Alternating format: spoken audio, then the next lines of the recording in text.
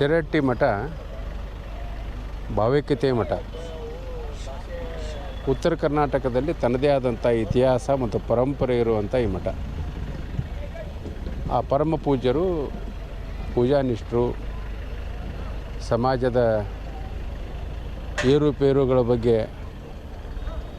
ತಿಳ್ಕೊಂಡವರು, ಚಿಂತಕರು ಮತ್ತು ಸಮಾಜದಲ್ಲಿ ತೊಂದರೆ ಇದ್ದಾಗ ಸ್ಪಂದಿಸುವಂಥವರು ಶಿರಹಟ್ಟಿ ಅಜ್ಜವರು.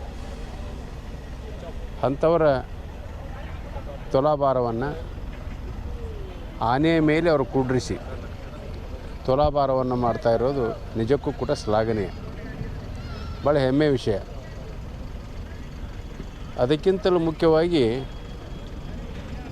ನಾ ತಿಳ್ಕೊಂಡಂಗೆ ನಮ್ಮ ಭಾರತ ದೇಶದಲ್ಲಿ ಇಂಥ ಘಟನೆ ಎಲ್ಲಿ ಆಗಿಲ್ಲ, ಈ ರೀತಿ ತುಲಾಭಾರ ಎಲ್ಲಿಯೂ ಆಗಿಲ್ಲ.